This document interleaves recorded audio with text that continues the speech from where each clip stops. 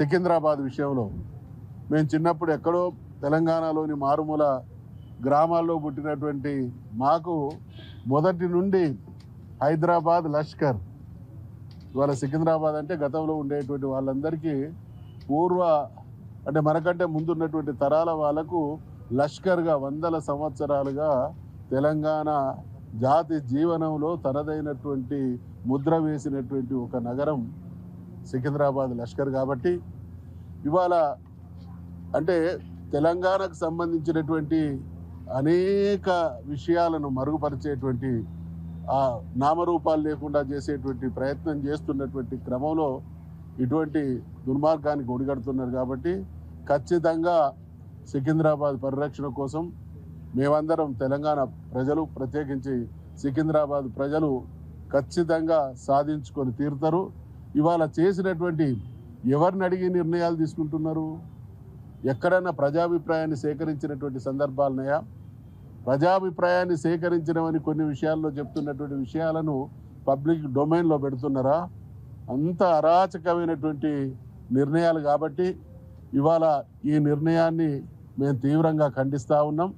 ఖచ్చితంగా ఇటువంటి నిర్ణయాలు రేవంత్ రెడ్డి ప్రభుత్వానికి కౌంట్ డౌన్కి ఇది నిదర్శనం. కేసీఆర్ గారు హైదరాబాద్ మహానగరాన్ని, జంట నగరాలను ఎంత అపురూపంగా అభివృద్ధి చేసిండు అనంటే ప్రపంచ చిత్రపటంలో తనదైనటువంటి సుస్థిర స్థానాన్ని సంపాదించుకున్నటువంటి మహానగరాలలో మన మహానగరం కూడా ఒకటి. కాబట్టి అటువంటి చారిత్రక నగరాలను, అటువంటి గొప్ప సంస్కృతి సాంప్రదాయాలకు ఆలవాలమైనటువంటి వాటి మీద వేలు పెట్టినా, ఎటువంటి నిర్ణయాలు తీసుకున్నా ప్రతిఘటన సీరియస్గా ఉంటుంది. ఇది ప్రజాస్వామ్యం. అధికారం చేతిలో ఉంది. వందలాది వేలాది మంది పోలీసులను మోహరింపజేస్తాం.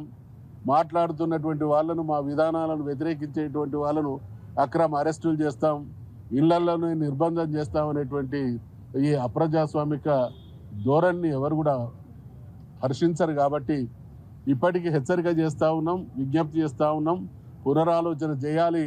ప్రజాభిప్రాయానికి అనుగుణంగా ప్రభుత్వాలు వ్యవహరించాలి.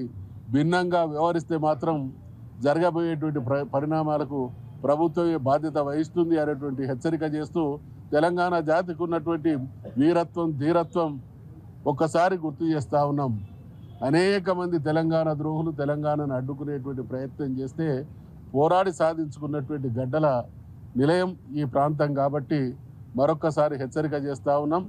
ఏదో ఒక రకంగా మసిబూసి మారేడుగాయ చేసి స్వరూపాలను మార్చి అస్తిత్వాన్ని ప్రమాదంలో పడవేసేటువంటి వైఖరి కొనసాగదు అనేటువంటి హెచ్చరిక చేస్తూ ఖచ్చితంగా ఈ విషయంలో మరి శ్రీనివాస్ యాదవ్ గారు ఇతరత్ర ముఖ్యులు తీసుకునేటువంటి నిర్ణయంలో మేమందరం కూడా భాగస్వాములం అవుతామని హెచ్చరిక.